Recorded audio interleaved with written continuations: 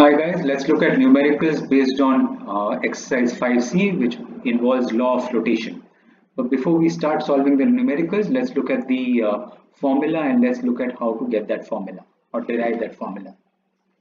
So I have a diagram where an object is floating in water with some part of it underwater and some part outside of water. Let the total volume of that object be total volume of solid be equal to V. Right? I'm leaving out the unit. We can take it meter cube. Doesn't matter. Right? And centimeter cube rather, or meter cube, doesn't matter. And total volume underwater, this is total volume of solid, right, of solid underwater, be equal to small v meter cube. So we have V, which is, so if I can use a different color, this part is V,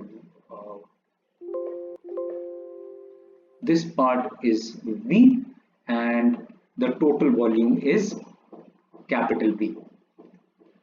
Now we know for flotation, weight of object, weight of solid would be equal to the upthrust on immersed part. Correct? We know weight of solid would be equal to upthrust of the immersed part, or which will also be equal to the weight of displaced liquid. Perfect. So weight of solid would be given by the formula mass into gravity. Upthrust or weight of the displaced liquid would be given by the upthrust formula which we did in the previous chart, which was volume under liquid multiplied with density of liquid multiplied with G. Now we don't know the mass of liquid, so let's say density of solid is equal to, let's say, rho S.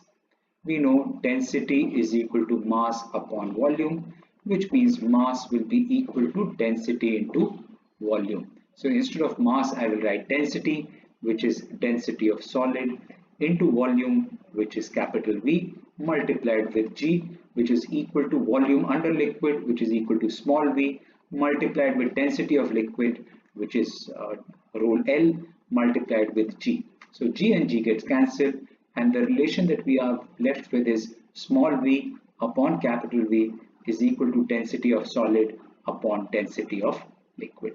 So that's the most important formula from this chapter, or rather from this part of the chapter, which is small v upon capital V is equal to density of solid upon density of liquid. Small v is the density under the liquid, and capital V is the total volume of the solid.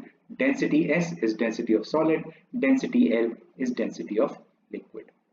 So now let's look at some questions and see how we can apply the principle of flotation in these examples. So question number 1, it says a rubber ball floats on water with 1/3 the volume outside water, which means this volume is outside water. We don't know how much is the total volume, but 1/3 is outside water. So volume outside water is equal to 1/3 of total, which means volume inside water, because what we are concerned is with volume inside water, because that makes our small v, will be equal to 1 minus 1 by third, which means 2/3 of total. Right? So let small v be volume underwater, which is equal to 2/3 of total. Let capital B be volume of rubber ball. So which means 2/3 of total, which means 2 by 3 of V. So we know small v upon capital V is equal to density of rubber upon density of water. Let's substitute values. Small v is 2 by 3 V, capital V is V capital V, density of rubber, that's what we need to calculate, and density of water, let's take it as 1 gram per centimeter cube. This V and this V gets cancelled, which means the density of rubber is equal to 2 by 3 gram per centimeter cube.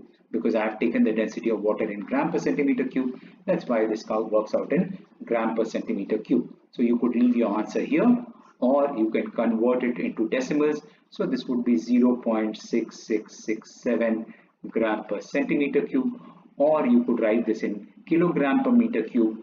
So that will be 666.7 kilogram per meter cube.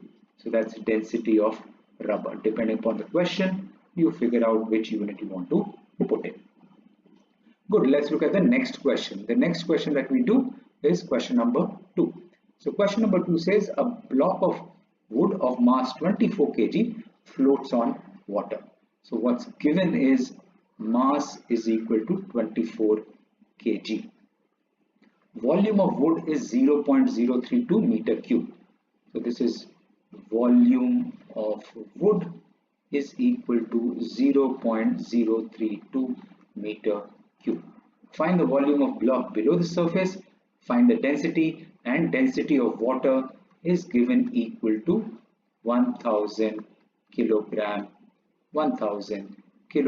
per meter cube. So let's find the density of wood. So density of wood would be equal to mass upon volume, which is equal to 24 kg upon 0.032 meter cube. So this would be 24 upon 32 multiplied with 1000. Right, so if I remove these 3 decimals, I'll have to multiply the numerator with 1000. That's 8 into 3, that's 8 into 4, 4 into 1, 4 into 250 kilogram per meter cube, which means this is 250 into 3, which is 750 kg per meter cube. So therefore density of wood is equal to 750 kg per meter cube. So we've done one part of the question. In fact, we ended up doing the second part of the question before the first part. Doesn't matter, let's look at the first part of the question, which says the volume of wood below the surface of water. So we know, okay, so that's point number 5. Let and this is capital V, let volume underwater be V meter cube. So we know small v upon capital V is equal to density of solid, in this case it's wood, upon density of water.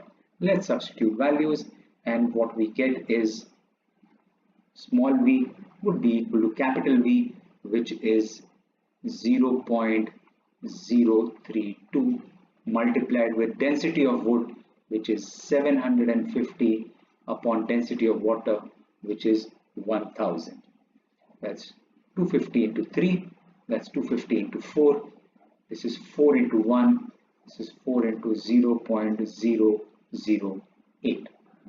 Right, 8 into 4, 32 with 3, perfect. Therefore, small v would be equal to 8 into 3, that's 24, 3 decimal places, so 1, 2 and 3, which means 0.024 meter cube. Done. Therefore, volume underwater is equal to 0.024 meter